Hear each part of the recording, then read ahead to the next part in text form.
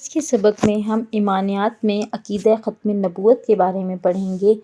کہ عقیدہ ختم نبوت کیا ہے۔ اس سبق کو ختم کرنے کے بعد طلبہ اس قابل ہو جائیں گے کہ وہ ختم نبوت کے معنی اور مفہوم بتا سکیں، اس بات سے واقف ہو سکیں گے کہ عقیدہ ختم نبوت اور رسالت کی اہمیت یا اہم خصوصیت کیا ہے۔ یہ بات سمجھ سکیں گے کہ عقیدہ ختم نبوت کا منکر یعنی انکار کرنے والا دائرہ اسلام میں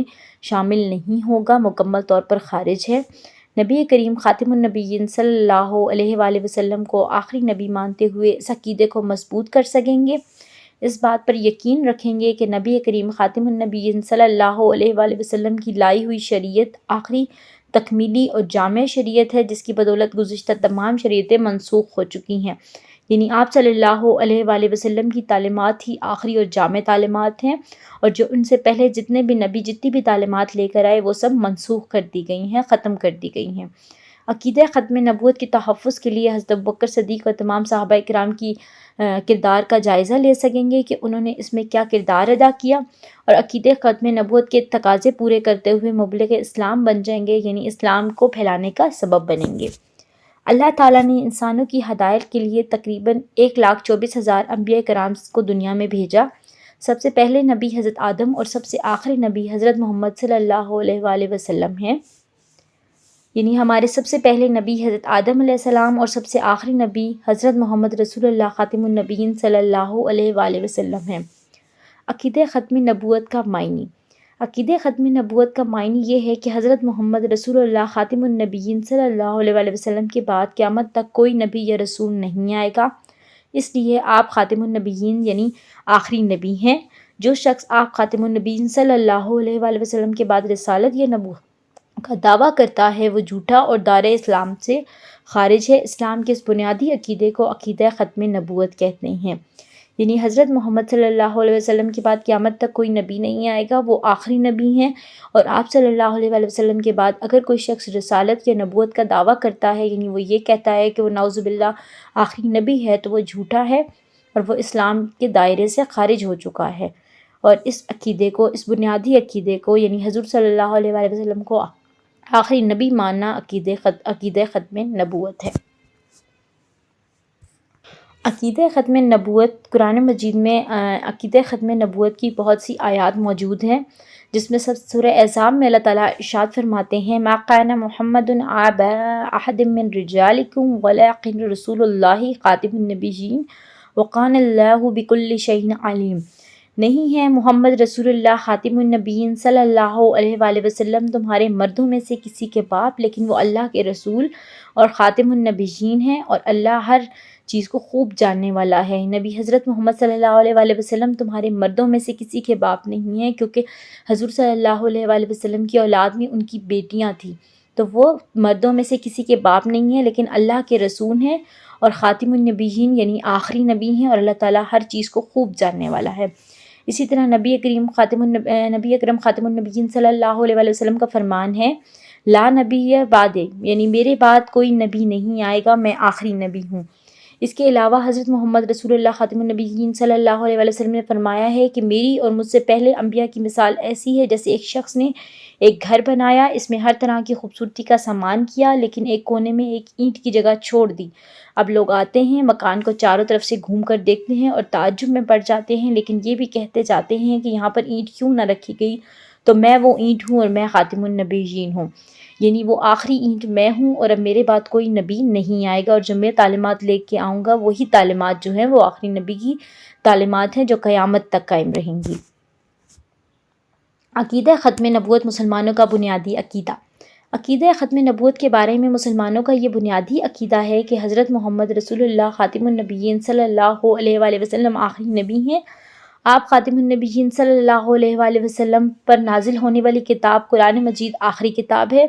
اور آپ خاتم النبیین صلی اللہ علیہ وآلہ وسلم کی امت آخری امت ہے، اور آپ صلی اللہ علیہ وآلہ وسلم کی سیرت قرآن مجید کی عملی تفسیر ہے۔ اللہ تعالیٰ نے قرآن مجید اور سنت نبوی کو محفوظ فرما دیا ہے، اب قیامت تک کسی اور نبی یا رسول کی ضرورت نہیں ہے۔ نبی کریم خاتم النبیین صلی اللہ علیہ وآلہ وسلم کے بعد جو شخص رسولت یا نبوت کا دعویٰ کرتا ہے وہ جھوٹا ہے، اور وہ بھی دار اسلام سے خارج ہے، اور اس کے ماننے والے بھی دار اسلام سے خارج ہیں۔ یعنی ہمارا مسلمانوں کا بنیادی عقیدہ یہ ہے کہ ختم نبوت پر یقین رکھا جائے، یعنی حضرت محمد رسول اللہ صلی اللہ علیہ وسلم کو آخری نبی مانا جائے۔ اس بات پر یقین رکھا جائے کہ قرآن مجید اللہ تعالیٰ کی آخری نبی کتاب ہے جو آخری نبی پر نازل ہوئی تھی، اور ہم اللہ رسول صلی اللہ علیہ وآلہ وسلم کی آخری امت ہیں، اور حضور صلی اللہ علیہ وآلہ وسلم کی سیرت یعنی ان کی زندگی جو ہے وہ عملی قرآن مجید ہے، کہ انہوں نے جو کچھ کہا یا جو کچھ کر کے دکھایا وہ سب قرآن کے مطابق تھا۔ اللہ تعالیٰ نے قرآن مجید کو اور سنت نبوی کو محفوظ فرما دیا ہے، قیامت تک کوئی بھی اس میں رد و بدل نہیں کر سکتا، اور ان کے علاوہ جو بھی کوئی اس بات کا دعویٰ کرتا ہے کہ وہ نعوذ باللہ آخری نبی ہے تو وہ دار اسلام سے خارج ہو جائے گا۔ اللہ تعالیٰ نے حضرت محمد رسول اللہ خاتم النبیین صلی اللہ علیہ وآلہ وسلم پر دین اسلام کی تعلیمات کو مکمل کر دیا گیا ہے، اس لیے انسانوں کی کامیابی اور نجات کا واحد رستہ قرآن مجید پر عمل اور حضور صلی اللہ علیہ وآلہ وسلم کی اطاعت ہے، کیونکہ حضور اللہ خاتم النبیین صلی اللہ علیہ وآلہ وسلم کی آمد سے انبیاء کرام اسلام کی پچھلی تمام شریعتیں منسوخ ہو گئی ہیں۔ اپنے جائد کا واحد رستہ حضرت محمد خاتم النبیین صلی اللہ علیہ وسلم کی اتباع اور آپ خاتم النبیین صلی اللہ علیہ وسلم کی شریعت پر عمل ہے، یعنی اللہ تعالیٰ نے حضرت محمد صلی اللہ علیہ وسلم پر دین کو مکمل کر دیا ہے۔ اب ہمارے لیے ضروری ہے کہ اگر ہم آخرت میں کامیابی چاہتے ہیں تو حضور صلی اللہ علیہ وآلہ وسلم کی شریعت پر عمل کریں، ان کی سنت پر عمل کریں، یعنی جو کچھ انہوں نے کیا یا جو کچھ انہوں نے کر کے دکھایا، جس چیز کا حکم دیا ہمیں ان سب حکم پر عمل کرنا ہے تاکہ ہم آخرت میں کامیاب ہو سکیں۔ اور حضور صلی اللہ علیہ وآلہ وسلم کی آنے کے بعد جتنے بھی پچھلے انبیاء کرام تھے ان کی تمام تعلیمات کو منسوخ کر دیا گیا، یعنی اب ہم ان پر عمل نہیں کرتے بلکہ حضور صلی اللہ علیہ وآلہ وسلم کی تعلیمات پر عمل کرتے ہیں۔ عقیدہ ختم نبوت حضرت ابوبکر صدیق رضی اللہ تعالیٰ عنہ کہ عقیدہ ختم نبوت کے تحفظ کے لیے حضرت ابوبکر صدیق رضی اللہ تعالیٰ نے کیا کیا خدمات پیش کی۔ عقیدہ ختم نبوت کے تحفظ کے لیے حضرت ابوبکر صدیق نے ہر قسم کی مصلحت کو بالائے طاق رکھتے ہوئے نبوت کا جھوٹا دعویٰ کرنے والوں کے خلاف جہاد کیا، یعنی انہوں نے جن لوگوں نے نبوت کا جھوٹا وعدہ کیا ان کے خلاف جہاد کیا، جنگ کی۔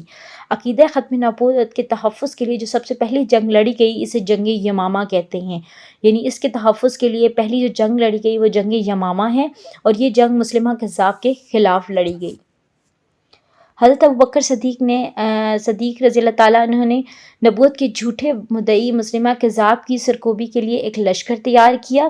اسلامی فوج یمامہ پہنچی جہاں زبردست جنگ ہوئی، مسلمہ کذاب کے 21,000 آدمی مارے گئے اور مسلمہ کذاب قتل ہوا اور باقی لوگ بھاگ گئے۔ اسلامی لشکر کے 1200 مجاہدین شہید ہوئے جن میں سے 700 قرآن مجید کے محافظ تھے، یعنی جب اسلامی لشکر میں 1200 مجاہدین جو لوگ جہاد کر رہے تھے وہ شہید ہو گئے تھے، اور جن میں سے 700 لوگ ایسے تھے جنہوں نے قرآن مجید کو حفظ کر رکھا تھا۔ نبی کریم خاتم النبیین صلی اللہ علیہ وسلم کے زمانے میں اسلام کے تحفظ اور دفاع کے لیے جتنی بھی جنگیں لڑی گئیں ان میں شہید ہونے والے صحابہ کرام رضی اللہ تعالیٰ عنہم کی تعداد 259 ہے، اور عقیدہ ختم نبوت کے تحفظ اور دفاع کے اسلامی تاریخ میں پہلی جنگ میں شہید ہونے والے صحابہ کرام اور تابعین رحمت اللہ علیہم کی تعداد 1200 ہے۔ یہ جنگ حضرت صدیق اکبر رضی اللہ تعالیٰ عنہ کے عہد خلافت میں مسلمہ کذاب کے خلاف یمامہ کے میدان میں لڑی گئی۔